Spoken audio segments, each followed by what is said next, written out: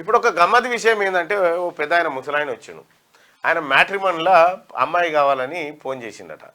అదే పెళ్లి సంబంధాల కోసం. పెళ్లి సంబంధం కోసం మ్యాట్రిమోనీలో కావాలంటే ఒక ఆమె తలిగింది ఆమెకు. ఆయనకు తలిగి 30,000 ఎత్తుకొని పోయిందట. ఇక పెద్ద ఆయన ఒక్కసారి మార్నింగ్ న్యూస్లో గడువున్నాడు పిలువు. నా సొంటి బాధ ఎవరికి రాకూడదండి అని చెప్పి అంటుడు. అయితే ఆ పెద్ద ఆయనకు సంబంధించినటువంటి తోడు కావాలనుకున్నాడు ఆ పెద్ద ఆయన. ఆల్రెడీ ఆయనకు వివాహం అయింది. ముసలామె బాగాలేనట్టుంది, ఇంత వండి పెడుతుందుకు దానికో దీనికో అని చెప్పి ఆయనతో సాక్షి పేపర్లు వస్తే ఆ మ్యాట్రిమోనీకి ఫోన్ చేస్తే ఆమె మెల్లగా రంగంలోకి దింపి ఈయన పని చేసింది. గమ్మత్ ఏంటంటే ఇంకా ఏం జరిగిందో ఇక ఈ ఆడియో అయినూరి.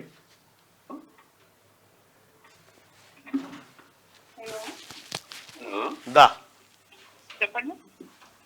మాది పొయ్యిలండి. మాది ఆంధ్ర. మాకు ఇట్లా ఒక అమ్మాయి కావాలి. పేపర్లు వేసారు కదా, స్టేట్మెంట్ ఇచ్చారు కదా. ఏం పేరు మీ పేరు? నా పేరు కోటేశ్వరరావు. ఏం చేస్తుంటారు? మేము పొలం పని. లేరా ఫ్యామిలీ? ఏమయ్యారండి? మీ భార్యగిన లేదా? లేదు, చనిపోయారు. అది మనం ఇక్కడ హైదరాబాద్ లో ఉంటారు, వస్తారా? హైదరాబాద్ లో ఉండేది మీరు? ఉండేది హైదరాబాద్. హైదరాబాద్ ఎక్కడా? హైదరాబాద్ ఇక్కడ దగ్గర ఉంటుంది. ఉప్పలా? ఏది సవిటి ఉప్పలా బోడుప్పలా? బోడుప్పలా. ఈయనే వరుడు కాదు, ఇలా నీకోసంగా. అయితే ఇప్పుడు ఎట్లా ఏం చేస్తుంది వ్యవహారం? ఇక ఈయనే వరుడు. ఒకసారి మైక్ పెట్టు. ఏమైంది? ఎంత ఉంటుంది మీ వయసు? ఉంటాయి సార్ 58 ఉంటాయి. తక్కువ చెప్తున్నట్టు అనిపిస్తుంది. లేదు, అంతే. 58 ఉంటాయి. 58 ఉంటాయి. ఎందుకు మరి ఇది తెరవు ఎందుకు పోయినావు? ఈ కాగితాల తెరవు ఎందుకు పోయినావు? అది ఎవరు అంటే ఆమెకి బాగులేదు. దగ్గర పెట్టుకో మైక్ దగ్గర నువ్వు పెట్టుకో, నువ్వు పట్టు. చెప్పు, ఏమైంది చెప్పు. ఇప్పుడు మా భార్యకి బాగులేక మంచంలో పడి ఉంటే చిన్న లైట్ పోలే వచ్చింది. అలా ఉంటే ఎలా ఏమన్నా మార్గం ఉంటుందో ఒక వరకు లేక ఫోన్ కొట్టాను. ఒక రోజు ఫోన్ కొడితే ఇంకా ఆమె ఎత్తుకుంది. ఫీజు కట్టమంది. ఎంత? ఒక 4,000 కట్టమంది. ముందు 2,000 కట్టాను. ఆ 2,000 కూడా ఇప్పుడు దాంట్లో ఉన్న చూడండి, ఆయన రెడ్డి గారికి అని ఒక ఫోటో వచ్చింది. వాళ్ళ ఆఫీస్ అని చెప్పుకొచ్చింది నాకు. వాళ్ళ ఫోటోలు ఉంటాయి చూడండి దాంట్లో. ఇటు చెప్తాను. నేను ఇంక ఈ దీంట్లో పనిచేసాం అనుకున్నా. అవినాష్ రెడ్డిది దీంట్లో దాంట్లోనే ఆయన ఫోటో కూడా ఉండే. ఈ అవినాష్ రెడ్డి మ్యారేజ్ బ్యూరో అని చేసినావాను? నేను దాంట్లో పని చేస్తానని చెప్పి దొంగమండి అబద్ధాలు ఆడింది సార్. ఎట్లయింది చెప్పు. చెప్పేది ఆయన ఇంకోరు మోసపోకుండా ఉంటారు కదా. ఇప్పుడు యథార్థం మా భార్య ఆరోగ్య పరిస్థితి సరిలేదు. ఎట్లా మరి మనం నడిచేది ఎట్లా అంటే, సరే నాయన నువ్వు నాకు అన్నం వండిపోయి నాకు అన్నం పెడితే చాలు, నువ్వు ఎవరిని తీసుకొచ్చి వండించుకుంటావో పని మనిషిని పెట్టుకుంటావో ఎడ చేసుకుంటావో నీ ఇష్టం అని చెప్పా. పాపం ఆవిడ చెప్పింది. మా ఆవిడ చెప్పా. నేనే ఊరకుండలాగా ఫోన్ కొడుతుంది. ఫోన్ కొడితే ఇంకెందుకు నేను ఊరుని చూడండి, నేను చెట్టిగారి అమ్మాయిని, మాకు భర్త లేడు, మాకు ఒక పాప ఉంటే ఆమె లండన్ లో ఉంది, నాకు తోడుంటే చాలు నాయన, నువ్వు బోర్వెల్స్ మాకు మామూలు సిమెంట్ ఫ్యాక్టరీలు అన్నీ ఉన్నాయని చెప్పా. సరేలా అమ్మా అని నేను అంత తేలిక తొందర నమ్మేవాడిని కాదు. 4 రోజులు గడిచేపాయా. కరోనా టైం అది. ఏంది నువ్వు వస్తానంటావు రావు, లేకపోతే నేను ఎవరు నన్ను చూసుకుంటాను అని మాట్లాడా. తప్పదగల లైన్లోనే ఉందలే అని చెప్పి నేను ఆయన సరే వస్తాను లేతాను అంటే, సరే తెస్తారు డబ్బులు 40,000 తెస్తారు అని. ఈ మోసాలని మనకేం తెలుసు. తెచ్చినావు పైసలు? 40,000 అంటే 40,000 అయితే నా కాళ్ళు ఒక 20,000 ఎత్తేసుకొస్తాను తర్వాత ఇస్తాలా అని చెప్తిని. ఆ, 20 పోయి 30 దాకా తీసుకొస్తుంది. ఆ, ఒక సరే బట్టలు తీసుకుందామని ఒక షాప్కి వెళ్ళి బట్టలు తీసుకుని వచ్చింది ఆమె వచ్చింది. ఏడ కలిసింది? కొత్తపేట బస్ స్టాండ్కి రమ్మని సార్. ఆ, కొత్తపేట బస్ స్టాండ్కి వస్తే సరే ఏదమ్మా ముందు నేను కరెక్ట్గా ఆధార్ తీయమన్నా. అది కాదు మీరు ఫోన్లో మాట్లాడుకొని వచ్చిరా ఇడికి? నెల రోజులు పద్యాలు నేను మామూలుగా ఇది డ్రామాలు నా డ్రామాలు పిచ్చి డ్రామాల మాస్టర్ని. బ్రహ్మంగా డ్రామాలని అవన్నీ ఇవన్నీ నేను అన్ని పాడుతూ ఉంటే కమ్మంగా వింటా ఉండేది. వింటా ఉండి ఇంకెందుకు అసలు ఒక ఏం పాడేది ఆమెతోటి? ఆమెతోటి అవి బ్రహ్మ నేనే బ్రహ్మమోరా తామరులారా నేనే బ్రహ్మమోరా పాడినావు. పాడంగానే ఆమె పడ్డది. అంటే ఆమెను సంతోష పెట్టడానికి పాడినావు? లేదు, నేను మామూలుగా నేను కళాకారుని కాబట్టి. ఇప్పుడు హైదరాబాద్ ఎక్కడి నుంచి వచ్చినావు హైదరాబాద్కి ఆమెను కలవడానికి? సీమగుద్ది కరోనా టైంలో పైకి వేసుకొని వచ్చాను. ఎక్కడ సీమగుద్ది అంటే? సీమగుద్ది అంటే ఒంగోలుకి 350 కిలోమీటర్లు. ఒంగోలు నుంచి బైక్ వేసుకొని వచ్చినావు? 350 కిలోమీటర్లు. ఆమె కోసం బైక్ వేసుకొని వచ్చినావు? బస్సులు లేవు, బైక్ వేసుకొని వస్తున్నాయి. పలానా సెంటర్కి రమ్మని. అదేందమ్మా ఇంటికి పోవద్దంటే లేదులేండి మీరు రాండి ఇంటికి పోదాంలే తర్వాత బట్టలు ఇప్పిస్తున్నాయి.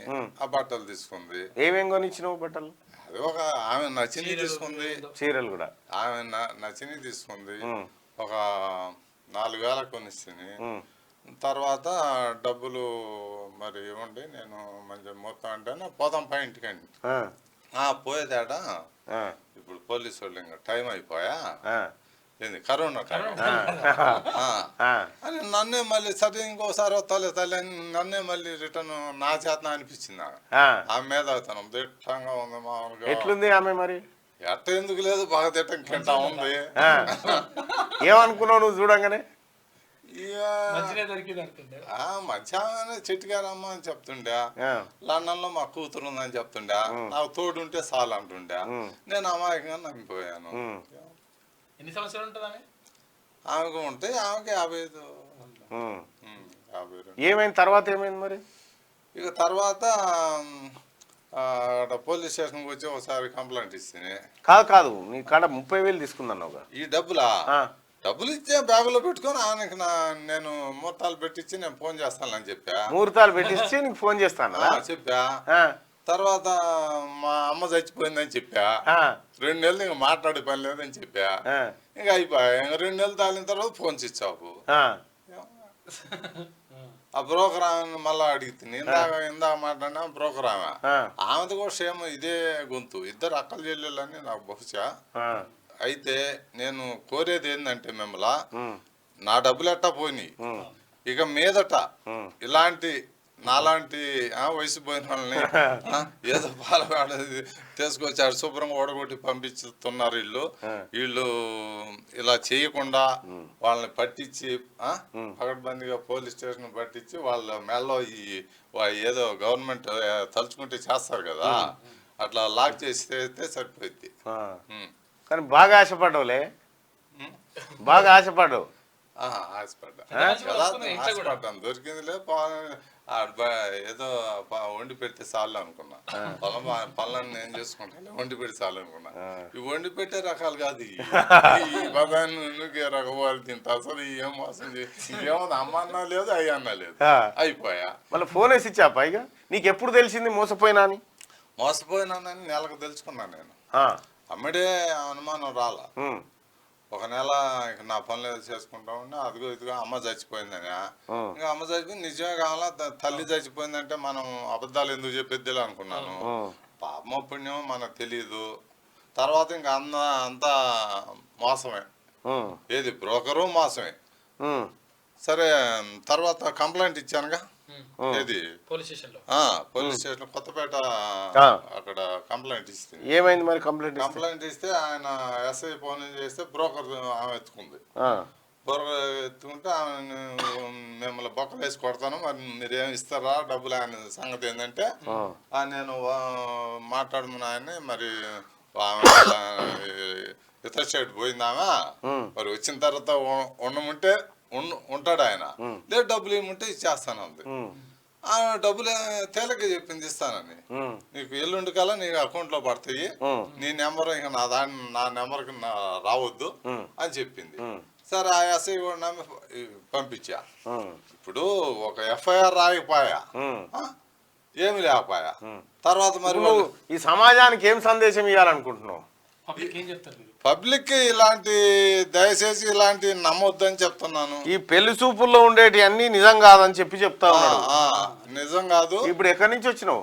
నేను చీమకుర్తి నుంచి వచ్చాము, ప్రకాశం జిల్లా. ఈ ముచ్చట చెప్తాను. ఈ ముచ్చట చెప్పడానికి అని కాదు, వాళ్ళని పట్టించి వాటిని ఇక మీదట నాలాగా జరగకుండా చేసుకోనని వచ్చినాను సార్. నేను మళ్ళీ ఏమైనా ట్రై చేసినావా వేరే దిక్కు? అబ్బే ఇంకొద్దు సార్, మాకు వద్దు సార్, ఇట్టండి మాకు ఎందుకు వద్దు. అప్పుడే ముసలానికి ఇంత వండిపెట్టి తిని నువ్వు ఇంత తినకరట, నీకు ఈ వయసులో పెళ్లి కావాలని మ్యాట్రిమోనీకి పోయినావు. అది రాంగ్ చేసాను సార్, తప్ప. ఏమని పిలిచేది ఆమె నిన్ను? ఏమని పిలిచినా అలాంటి వద్దు కాదు. ఎట్లా మీ బంధం ఎట్లుండే ఈ నెల రోజు? ఏమంటే ఇప్పుడు ఏముంది, మనమే వాళ్ళు మాటలతోటి డబ్బులు గుంజుతారని మనకు తెలియదు. ఎప్పుడన్నా పైసలు ఈ బ్యాంక్ అకౌంట్లు అట్లా ఇట్లా అన్నదా? ఇక నా పట్టుకొని వెళ్ళిపోయింది. 10,000 మొత్తం బట్టలతోటి మొత్తం. ఫస్ట్ సార్ ఆమెను కొత్తపేట బస్ స్టాండ్ లో చూసినావా? ఫస్ట్ చూడటం అంతే, లాస్ట్ చూడటం అంతే, మళ్ళీ కనిపించలే. మళ్ళీ కనపడి అమ్మగారు ఎక్కడ ఉన్నారు ఎవరో చెప్పు, ఆమె ఎక్కడ చూస్తూ ఉంటది చెప్పు, ఏమైనా చెప్పదలుచుకుంటే. అమ్మా ఇలాంటి మోసాలు చేయకుండా దయచేసి నా డబ్బులు నాకు అకౌంట్ కొట్టి చేయండి అట్లా చెప్పదలుచుకున్నాం. ఇక సరే ఏదేమైనప్పటికీ కూడా పేర్లు మారుస్తారు, మళ్ళీ ఫోన్ నెంబర్లు ఈ నెలలో 10 రోజులు ఉంటే తర్వాత ఫోన్ నెంబర్ ఉండదు, ఆ ఫోన్ నెంబర్ ఉండదు. ఒకసారి ఏమో వాణి అంటారు, ఒకసారి ఏమో మాధవ్ అంటారు. ఈ పేర్లు ఏందండి, ఒక రకమైన పేర్లు. దయచేసి ఇలా జనాన్ని ముంచబాకండి. మేము కష్టం చేసి డబ్బులు తీసుకొచ్చాము, మీ మొఖాన్ని పెట్టాము. ఇలా ఇట్లా మా బాటల్ని ఇలా మోసం చేయొద్దని మీరు ఇప్పుడైనా బుద్ధి తెచ్చుకొని, వీళ్ళు ఎప్పుడు దొరకకుండా ఉండరు, వీళ్ళు దొరికుంటారు. ముచ్చటి అప్పటికప్పుడు ఫోన్ నెంబర్. ఇప్పుడు ఆమె అటువంటి ఆమె దొరికితే నీకు ఫోన్ చేయన్నా? నాకా ఇక నాకు కాదు, ఇప్పుడు ఆమె ఎక్కడన్నా పట్టుబడితే నిన్ను సంప్రదించాలంటే నీ ఫోన్ నెంబర్ ఏంది? నా ఫోన్ నెంబర్ నేను ఇస్తాను సార్, చెప్పు. 95 42 83 48 56. మళ్ళీ చెప్పు. 95 42 95 42 83 83 48 48 56 56. పేరు వైవి రామయ్య అని వచ్చింది. వైవి రామయ్య. వయసు 58. అప్పటి నుంచి 58 చెప్తున్నావు నువ్వు. ఇంకా 58 ఉన్నాడా ఆయన?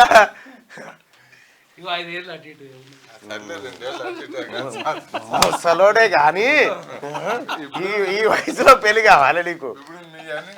ఇప్పుడు ఇప్పుడు మీ కాదు మీ భార్య బాగా అయిందా, మంచిగా ఉందా ఇప్పుడు? మా భార్య మంచిగా ఉన్నా లేకపోతే నేను వండి పెట్టుకుంటాను, సుఖాలనే ఉంటాయి. ఏదన్నా అవసరం అయితే మా పక్క ఎవరన్నా చాలా మంది ఉన్నారు. ఎలా ఈ సాక్షి పేపర్లనే చూసినావా నువ్వు? ఇదంతా సాక్షి పేపర్లో చూసే మోసపోయినావా? ఫోన్లు వస్తుంటాయి, మాట్లాడు. ఎందుకు కట్ చేస్తావు? అదే వాళ్ళే కావచ్చు కదా, ఎత్తు. అరే ఏం కాదు రామయ్య, నీకు ఎట్టి పరిస్థితుల్లో ఈ ప్రజలు పట్టిస్తారు, ఆమెని పట్టిస్తారు. అయితేనేమో ఇటు కాపురమాన్ అవుతుంది, లేకపోతే పైసలు. ఇంకా వాళ్ళు కాపురమా, ఇక వాళ్ళు అసలు ఇంకా నయ్యం. నేను లక్షణం ఇంటికి పోయినా కొంతమంది మామూలుగా కొట్టి కూడా పంపిస్తారు, కొచ్చి పంపిస్తారు, బట్టలు కూడా లాక్కుంటారు. ఉన్నాయి ఇవన్నీ లాక్కొని శుభ్రంగా ఎవరు నీకు పేలం కావాలని ఈ రకంగా చేస్తారు. మేము యథార్థంగానే మేము వచ్చాము కదా. కరెక్టే కానీ ఇక ఇంకోసారి ఆ పని చేయకు జరా. అదే అసలు నేను ఆ పని నేను చేయటం కాదు, ఇక వద్దు కాదు, అయిపోయింది. ఎందుకంటే ప్రయత్నం చేసినావు కానీ ఇక ఈసారి చేయకుంటున్నా. ఆయన మోసం చేసింది అయిపోయా. ఇక మనోళ్ళు